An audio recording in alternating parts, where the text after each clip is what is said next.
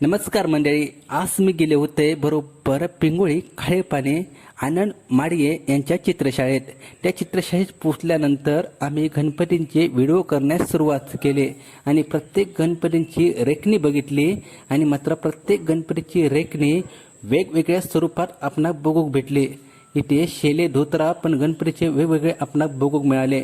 त्या धोतरांका शेडिंग आता भरपूर परफेक्ट अशी सुंदर स्वरूपात मारली होती. ही चित्रशाळा असा ती बरोबर आनंद माडिये यांची आणि ही चित्रशाळा पिंगुळी काळेपाणी याच ठिकाणी असा.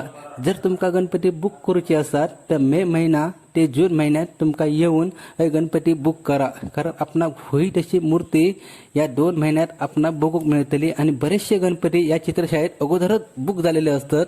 म्हणून जर तुमका ही मूर्ती जर होई असते तर तुम्ही मे महिन्यात किंवा जून महिन्यात येऊन अगोदरच गणपती बुक करा आणि तुमका होई तशी मूर्ती पसंत करा.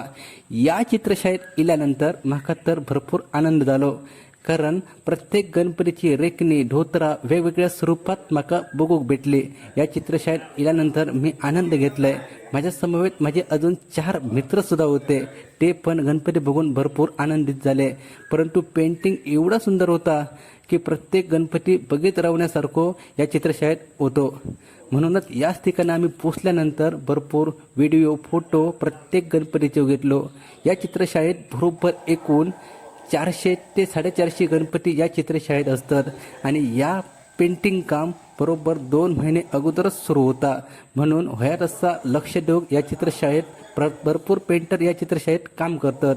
माका वाटतं आम्ही ज्या ठिकाणी गेलो त्यानंतर त्या ठिकाणी आमका 8 ते 10 पेंटर या चित्रशाळेत काम करताना बघूक मिळाले. जर तुमका गणपती दिवचो असात तर या चित्रशाळेत नक्की भेट द्या. धन्यवाद.